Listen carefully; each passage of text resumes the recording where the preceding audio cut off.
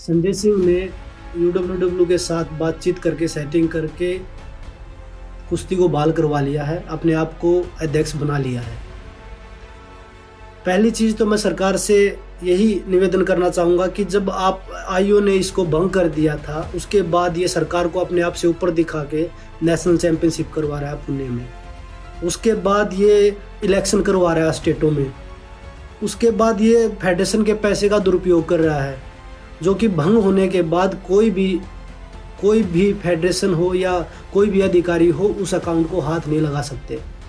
उसके बाद ये अपने आप को सरकार से ऊपर समझ रहे हैं और दबदबा ये इसलिए बनाना चाहते हैं रेसलिंग फेडरेशन के ऊपर कि भाई जो बहन बेटियां डरी हुई हैं वो आगे ना आ जाएं कभी। पिछले कुछ समय से विवादों में रहे भारतीय कुश्ती संघ एक बार फिर सुर्खियों में है। दरअसल कुश्ती की वैश्विक संचालन संस्था यूनाइटेड वर्ल्ड रेसलिंग की नए शर्तों के साथ WFIR पर लगे बैन को हटा दिया है, जिसके बाद पहलवान और निलंबित WFI अध्यक्ष संजय सिंह फिर आमने सामने आ गए हैं। WFIR पर प्रतिबंध हटने के बाद भारतीय पहलवान बजरंग पुनिया निलंबित WFI अध्यक्ष संजय सिंह पर हमलावर हुए, तो वहीं अब संजय सिंह ने पलटवार किया है। दरअसल संजय सिंह ने एक बयान दिया है जिससे बजरंग पुनिया, विनेश फोगाट, साक्षी मलिक और तमाम उन पहलवानों को मिर्ची लग जाएगी जिन्होंने WFI के खिलाफ मोर्चा खोला था। दरअसल यूनाइटेड वर्ल्ड रेसलिंग ने जल्द से जल्द चुनाव कराने और प्रदर्शनकारी पहलवानों के साथ भेदभाव न किए जाने की शर्त पर WFI से बैन हटाया है। इसको देखते हुए संजय सिंह ने आश्वासन दिया है कि विरोध करने वाले पहलवानों की तिकड़ी बजरंग पुनिया, विनेश फोगाट और साक्षी मलिक को किसी भी भेदभाव का सामना नहीं करना पड़ेगा और वो महाराष्ट्र में होने वाले ओलंपिक क्वालिफायर ट्रायल में हिस्सा लेने के लिए व्यक्तिगत रूप से उनसे संपर्क करेंगे। हमने भारतीय कुश्ती को आगे ले जाने की योजना बनाना शुरू कर दिया है। हम जल्द ही महाराष्ट्र में ओलंपिक क्वालिफाइड प्रतियोगिता के लिए ट्रायल आयोजित करेंगे। इस राज्य में अच्छा बुनियादी ढांचा है। मैं बजरंग पुनिया, विनेश फोगाट और साक्षी मलिक से सब कुछ भूलकर ट्रायल की तैयारी शुरू करने और देश के लिए पदक जीतने के लिए कहूँगा। बता दें, संजय सिंह का ये बयान तब आया है जब बजरंग पुनिया ने उन पर कई गंभीर आरोप लगाए हैं। बजरंग ने 2 दिन पहले सोशल मीडिया पर एक वीडियो जारी कर संजय सिंह पर ताबड़तोड़ हमले किए थे। बजरंग ने आरोप लगाया था कि संजय सिंह ने UWW के साथ सेटिंग करके WFI से बैन हटवा लिया है।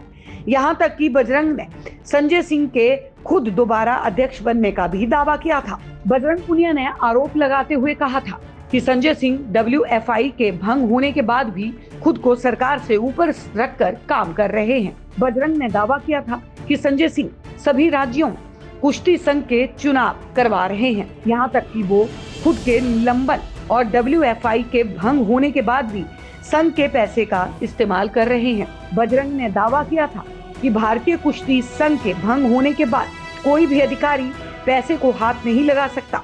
बता दें कि खेल मंत्रालय ने पहलवानों के विरोध के बाद और फिर नियमों का हवाला देते हुए संजय सिंह की अध्यक्षता वाले WFI को भंग कर दिया था। तभी से ही भारतीय ओलंपिक संघ की एडहॉक कमेटी WFI का कामकाज संभाल रही है। ऐसे में सवाल ये है कि संजय सिंह ने आखिर किस आधार पर बजरंग पुनिया, विनेश फोगाट और साक्षी को ट्रायल के लिए बुलाने की बात कही है। संजय सिंह ने अपने बयान में कहा था, मैं इन तीनों पहलवानों को ईमेल और व्हाट्सएप संदेश भेजूंगा और जरूरत पड़ी तो मैं उन्हें फोन भी करूंगा। मैं साक्षी से उनके संन्यास के फैसले पर दोबारा विचार के लिए और ओलंपिक पद जीतने के लिए एक और प्रयास करने के लिए भी कहूंगा। बता दें कि अभी तक भारत ने महिलाओं की 53 किलोग्राम स्पर्धा में अंतिम पंगाल के जरिए ही पेरिस ओलंपिक कोटा हासिल किया है। भारत पुरुषों के फ्री स्टाइल, ग्रीको रोमन और महिला कुश्ती में 17 और वजन वर्गों में क्वालिफाई कर सकता है। पहलवानों के पास 19 से 21 अप्रैल तक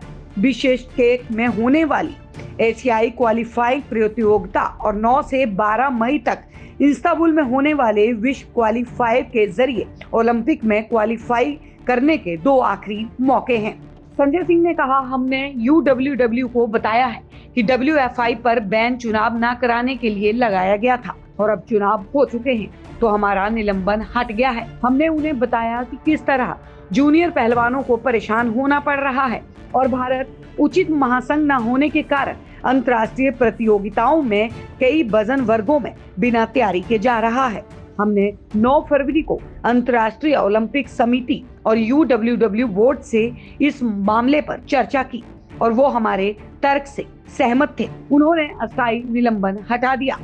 अब कोई संदेह नहीं होना चाहिए कि पहलवानों को किसके पास जाना है। संजय सिंह ने साथ ही ये भी संकेत दिया कि पुरुष और महिला दोनों के राष्ट्रीय शिविरों को नए स्थल में कराया जा सकता है। सभी को नमस्कार।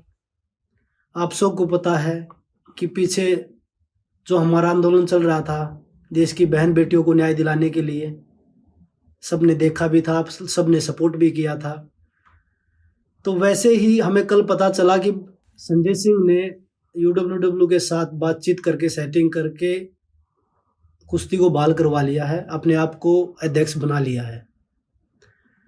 पहली चीज तो मैं सरकार से यही निवेदन करना चाहूंगा कि जब आप IO ने इसको भंग कर दिया था, उसके बाद ये सरकार को अपने आप से ऊपर दिखा के नेशनल चैंपियनशिप करवा रहा है पुणे में। उसके बाद ये इलेक्शन करवा रहा है स्टेटों में। उसके बाद ये फेडरेशन के पैसे का दुरुपयोग कर रहा है, जो कि भंग होने के बाद कोई भी फेडरेशन हो या कोई भी अधिकारी हो उस अकाउंट को हाथ नहीं लगा सकते। उसके बाद ये अपने आप को सरकार से ऊपर समझ रहे हैं और दबदबा ये इसलिए बनाना चाहते हैं रेसलिंग फेडरेशन के ऊपर कि भाई जो बहन बेटियां डरी हुई हैं वो आगे ना आ जाए कभी, इसलिए वो फेडरेशन पे अपना कब्जा चाहते हैं। अभी 2-3 दिन पहले ही ब्रजभूषण के लड़के को उन्होंने अध्यक्ष बनाया यूपी का, जो ब्रजभूषण खुद बोल रहा था कि मेरा और मेरे परिवार से कुश्ती में अब कोई भी नहीं आएगा।